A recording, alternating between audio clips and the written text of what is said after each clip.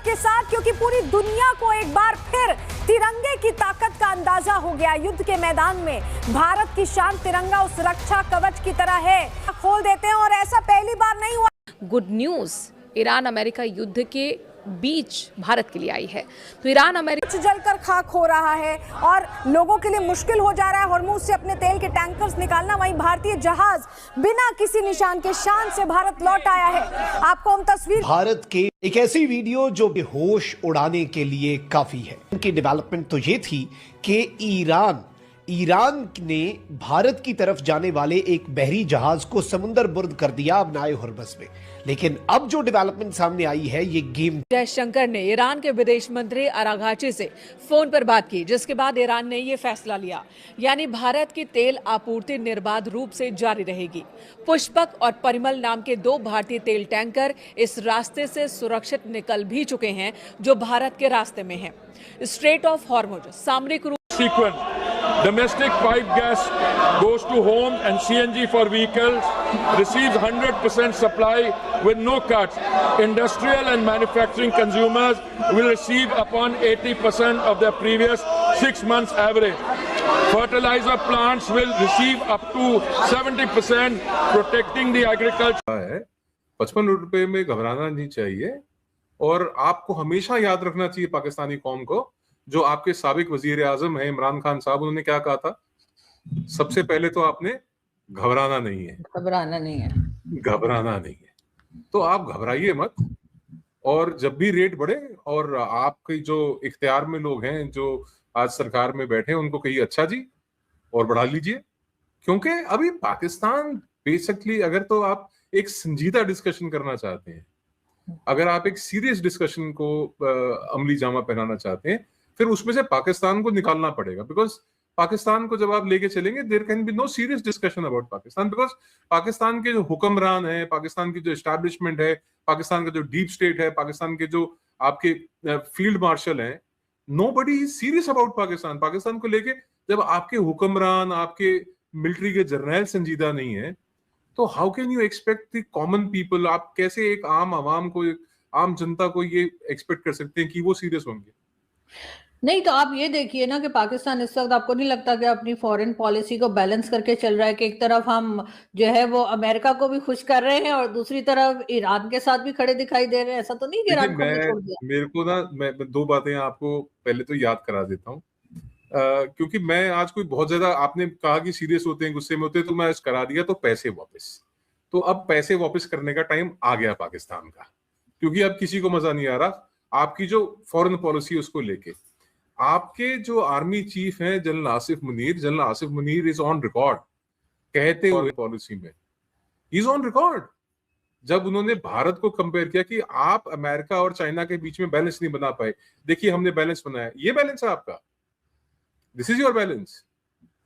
आप देखिए आपके जो वजीर आजम है, मतलब वो तो, मैं उसको तो क्लर्क आजम बोलता हूं, वो क्लर्क आजम इसलिए क्योंकि वो आसिफ मुनीर जो कहेगा उसके बाहर तो वो जा ही नहीं सकता ना। उसकी हैसियत, औकात, उसकी हिम्मत, उसके अंदर वो जुर्रत ही नहीं है कि वो आसिफ मुनीर के बाहर चला जाए। साहब का आता है, वो इसको मानना पड़ता है। बहरहाल अगर आप सिर्फ आसिफ मुनीर का जो शहबाज शरीफ का जो ट्विटर अकाउंट है, अगर आप उसको देखेंगे तो आप हंसेंगे। एक तरफ तो ये ईरान के अंदर जो नए सुप्रीम लीडर एस्टैब्लिश हुए हैं उनको बधाइयां दे रहे हैं ये, दूसरी तरफ ये तुर्की को, अजरबैजान को, सऊदी को और दीगर मुल्कों को ये ट्वीट करके कह रहे हैं कि साहब जो आपके देश के ऊपर, आपके मुल्क के ऊपर जो हमले हुए हैं, जो उसमें लोगों को नुकसान हुआ है, उससे हम बहुत आहत हैं जी, वी फील वेरी बैड।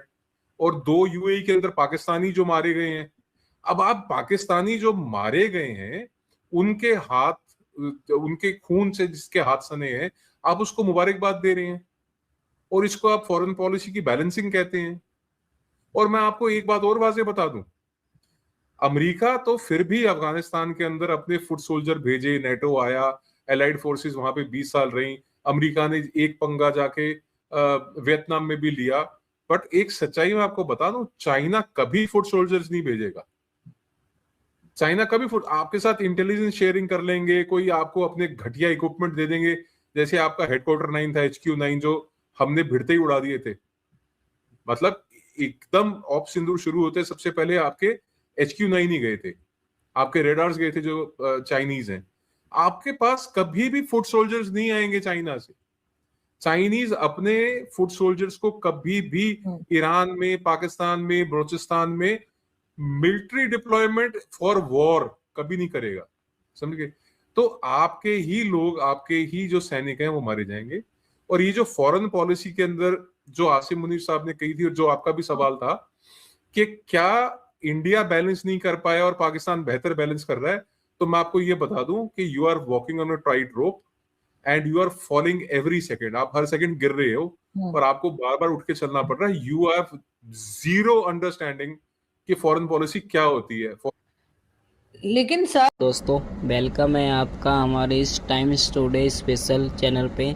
दोस्तों, युद्ध के बीच भारत के लिए राहत भरी खबर। हार्मोन स्टेट से गुजरते हुए कच्चे तेल से बाद एक टैंकर सुरक्षित रूप से मुंबई पहुंच गया। शुरू होने के बाद यह पहला जहाज है जिसे रणनीति समुद्र रास्ते से पार भारत तक पहुंचाया। मुंबई पेट्रोल स्टॉक ने बताया कि यह टैंक बुधवार को मुंबई पहुंचा। भारतीय कप्तान के हाथ में लेकर 1 मार्च के रवाना हुआ था। बाद में यह स्टेशन हार्मोन से होकर भारत की ओर बढ़ा और सुरक्षित रूप से मुंबई पहुंचा। अधिकारियों के मुताबिक जहां इसके संवेदन मांगने से गुजरने की अनुमति ईरान ने इसीलिए इसको दे दी क्योंकि इस पर भारत का तिरंगा लगा हुआ था। दोस्तों, ये भारत की एक बहुत बड़ी जीत है जो युद्ध के भी, इतना बड़ा युद्ध होते हुए भी सुरक्षित अपने स्थान पे वापस आ गया है। दोस्तों, बाकी आपकी क्या राय है कमेंट में ज़रूर बताना। थैंक यू सो मच दोस्तों।